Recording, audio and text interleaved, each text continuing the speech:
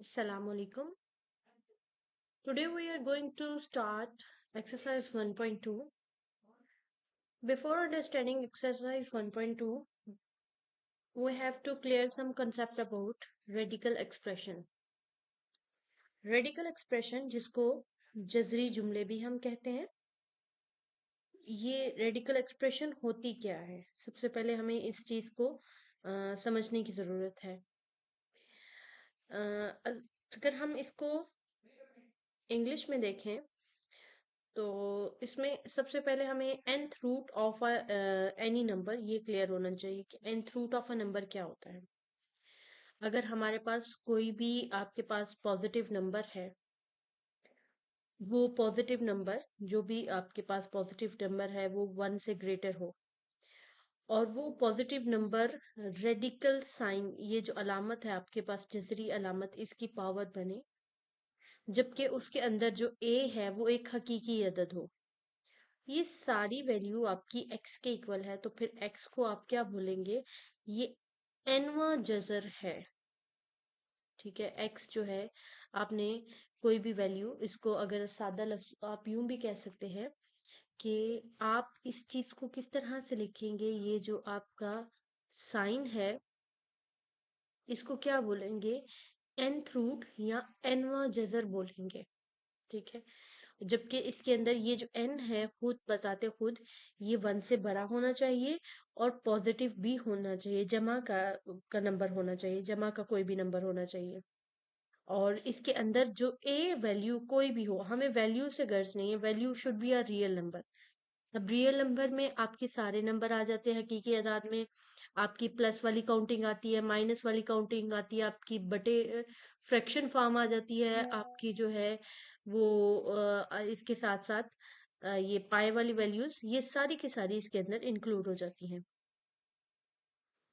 अब ये जो अलामत है, ये एनवा जजर जिसको कहा गया है, इसमें ये सिंपल ये अलामत जो है इसको आप क्या बोलेंगे? इसको हम जजर कहते हैं। ठीक है, और इसके ऊपर जो पावर होती है, जो एन यहाँ पे लिखी जाती है, ये एन को जजर का कुव्वत नमा कहा जाता है।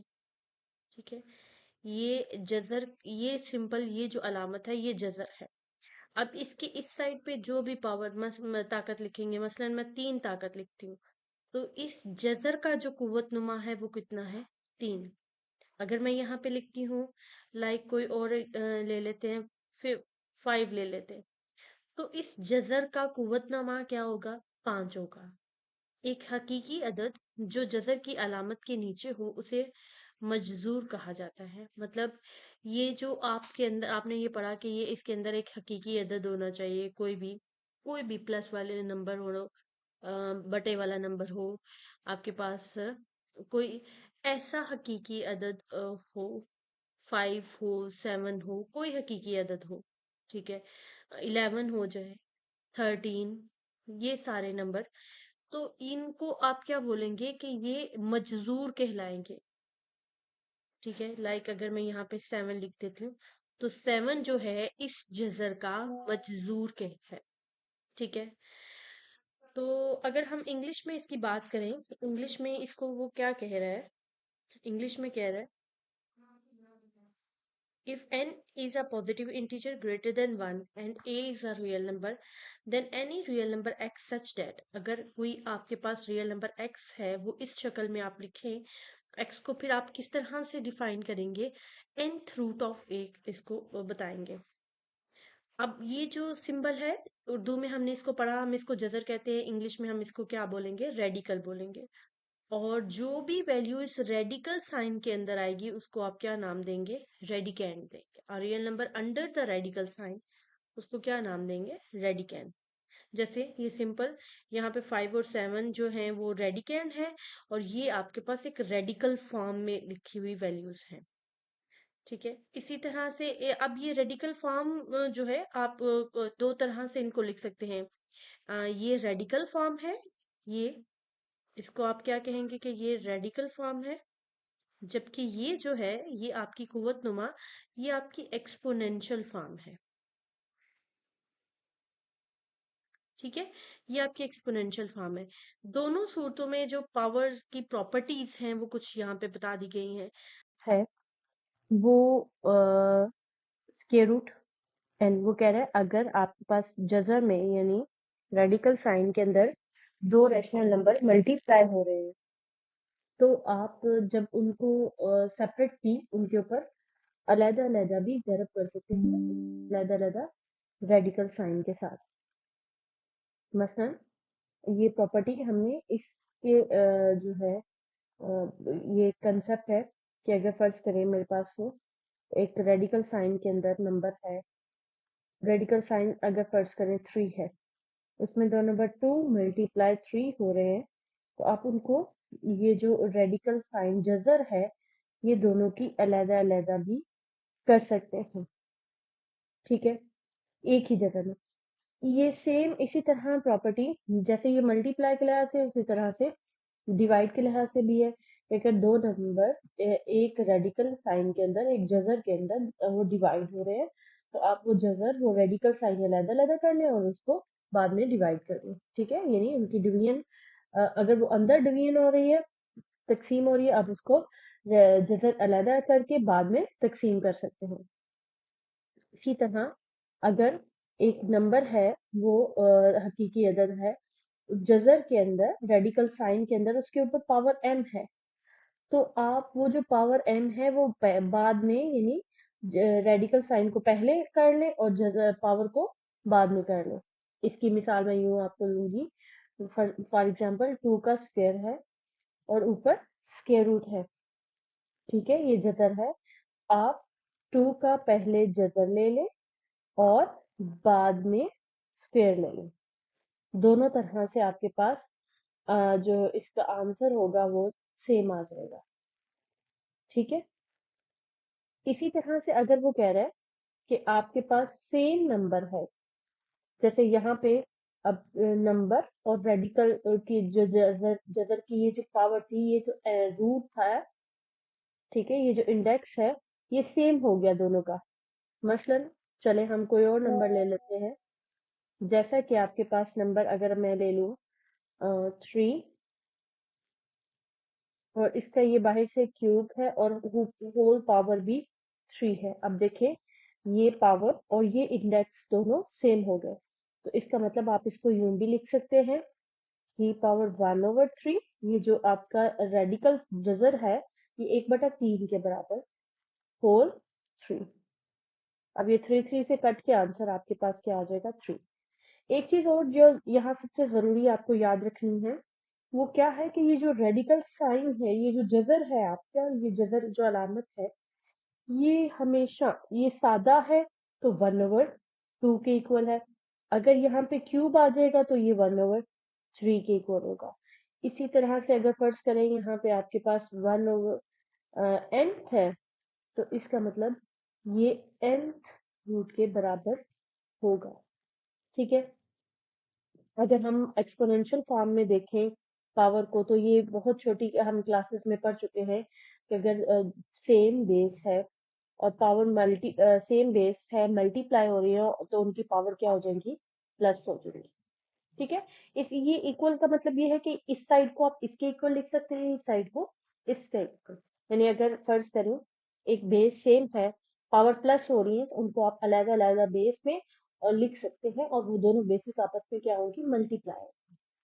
इसी तरह से अगर सेम बेस है आपकी सेम बेस है लेकिन वो पावर मुख्तलिफ है और वो डिवाइड हो रहे हैं आप क्या करेंगे पावर्स को माइनस कर देंगे मल्टीप्लाई होंगे same base power divide multiply हो रहे हैं तो पावर प्लस होगी डिवाइड होंगे तो पावर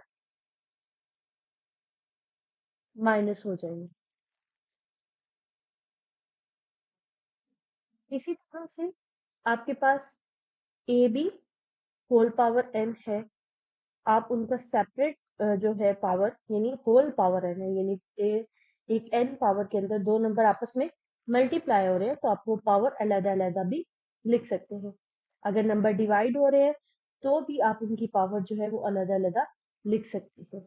और अगर क्या हो आपके पास डबल पावर आ रही है जैसा कि ये पार्ट 2 में आ रही है तो वो डबल पावर ऊपर नीचे आपस में मल्टीप्लाई होगी। मतलब a पावर m है, पावर n है, तो ये डबल पावर है दोनों आप। प्रॉपर्टी यहाँ पे है a power 0 is equal to 1।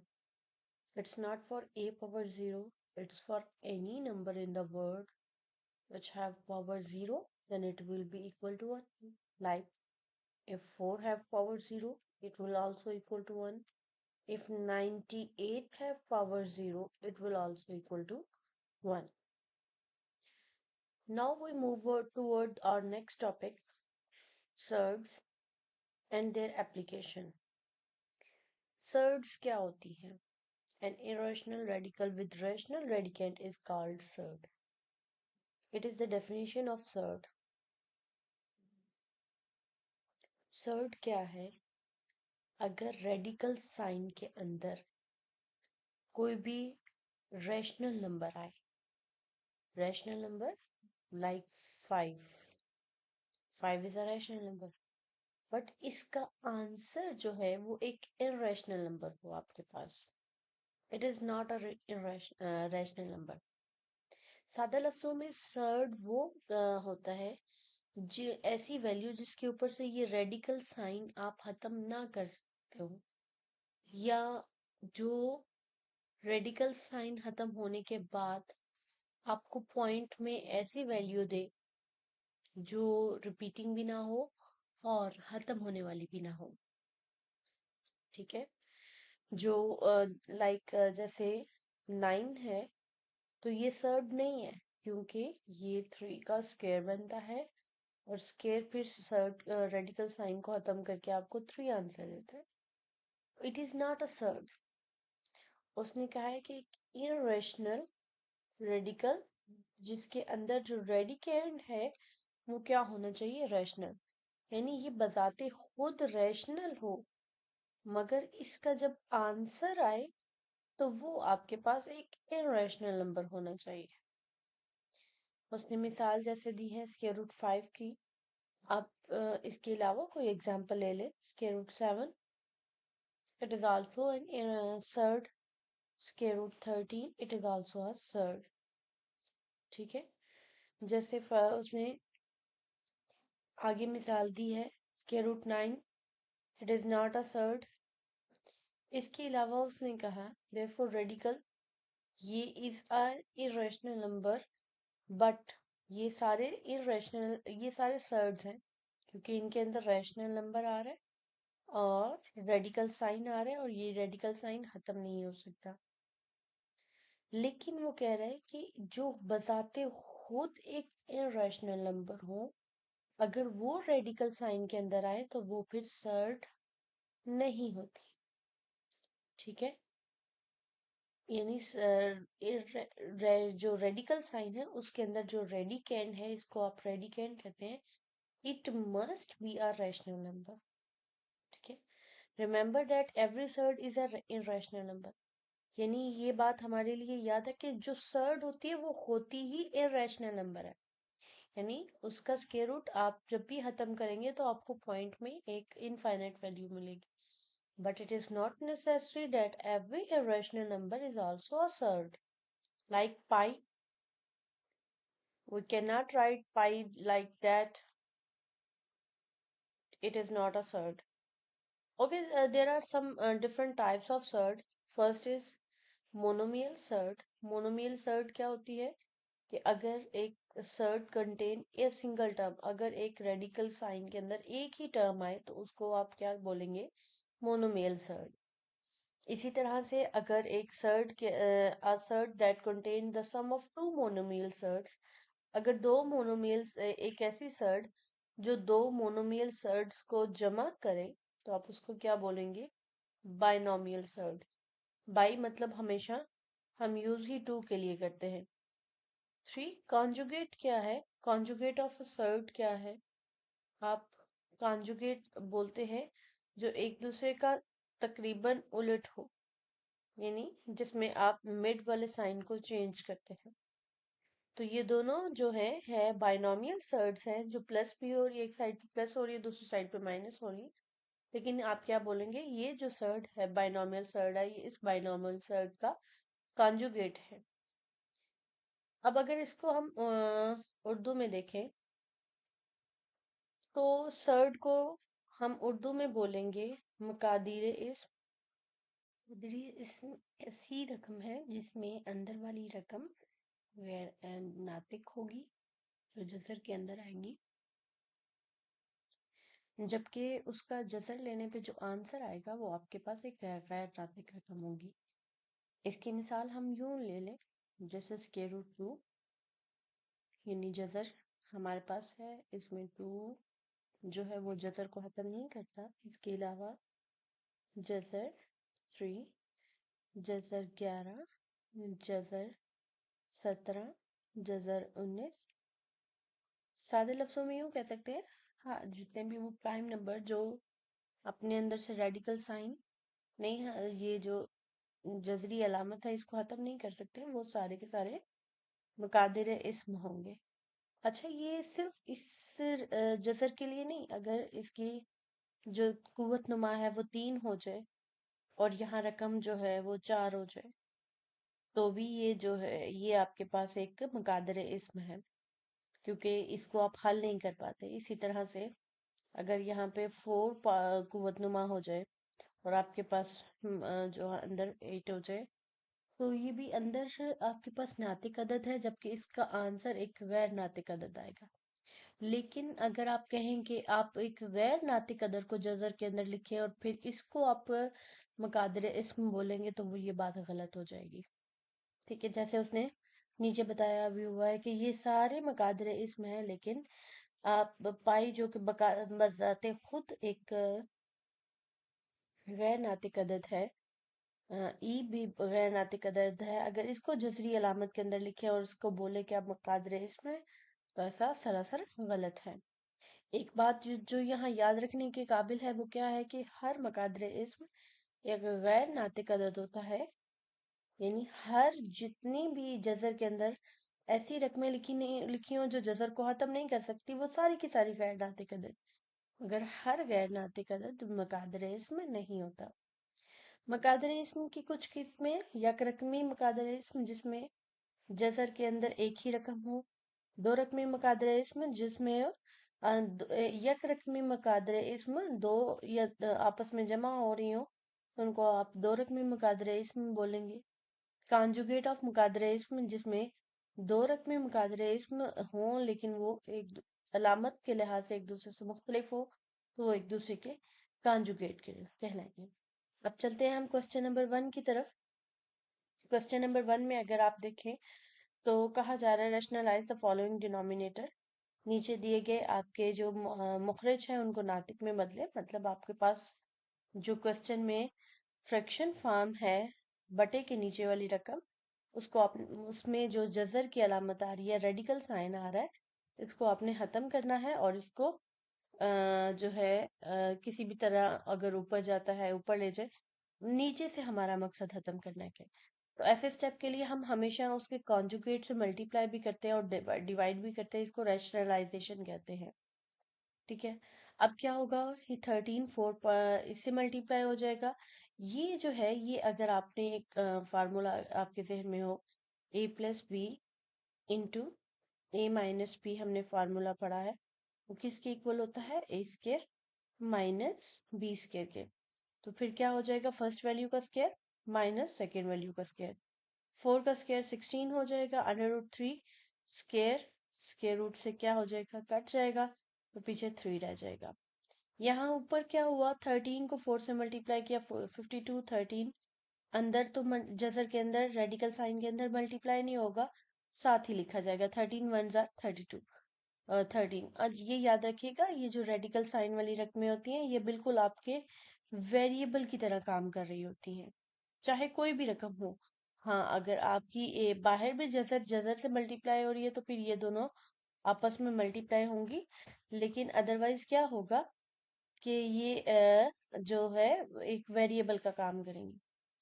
अब यहाँ पे 16 - 3 करेंगे, 13 रह गया। आप या तो बेशक अंदर मल्टीप्लाई ही ना करें, यहीं से यही स्टेप जो है वो आप इसको कंटिन्यू रखें और यहाँ तक ले आए। ठीक है, आप अंदर मल्टीप्लाई ही ना करें। तो 13 से कट गया तो आपका 4 माइनस √3 आंसर आ जाएगा। सेम लाइक यहाँ पे जो कि एक ही टर्म है रेडिकल साइन में, इसी को आपने मल्टीप्लाई और डिवाइड भी किया, तो ये √3 अब जो बात मैं ऊपर कर रही थी वही यहीं पे यहाँ से ये ऊपर बात हुई उसी तरह से देखिए। अब ये सेपरेट रेडिकल साइन आ रहा है, रेडिकल 3, आप इसी से मल्टीप्लाई और डिवाइड करेंगे। ये नीचे दोनों सेम यानी square root A multiply square root ए होगा, तो ये क्या बन जाएगा, सेम वेरिएबल मल्टीप्लाई हो रहे हैं तो पावर 2 आ जाएगी। 2 से स्क्वायर रूट से कट गया जो जजर है। अब यहाँ पे देखें ये आपस में मल्टीप्लाई हो जाएंगी ये दोनों रकमें, अगर आप गौर करें ये अलहदा से इसके साथ होगा और ये अलहदा से फिर इसके साथ। ये चूंकि दोनों के ऊपर सेम जजर है, सेम रेडिकल साइन है यहाँ पे, ठीक है। रेडिकल साइन अगर मुख्तलिफ होता तो भी ये मल्टीप्लाई ना होते, लेकिन चूंकि सेम है फिर से दोनों ब्रैकेट के अंदर जाके मल्टीप्लाई हो जाएंगे, ठीक है। 3 2 6 एंड 3 5 15 और बटे के नीचे 3, आपका बटे के नीचे से जजर यानी रेडिकल साइन खत्म हो गया। थर्ड क्वेश्चन में देखें उसी तरह सिंगल वैल्यू है, आप उसको स्क्वायर लेंगे और जो स्क्वायर रूट 5 है उसको अंदर जो दूसरे बाकी दोनों जजर वाली रकमें हैं उनसे मल्टीप्लाई कर देंगे, तो 5 2 10, स्क्वायर रूट 5 को 1 से मल्टीप्लाई करेंगे तो 1 ही वो स्क्वायर रूट 5 आ जाएगा। यहाँ से भी आपका जो नीचे से बटे के नीचे से आपका जजर खत्म हो गया। क्वेश्चन नंबर 4 में आपने इसको रेशनलाइज किया, यानी आपने देखा यहाँ पे 6 + 4 √2 है, तो प्लस यहाँ पे इसका कॉन्जुगेट से मल्टीप्लाई और डिवाइड किया।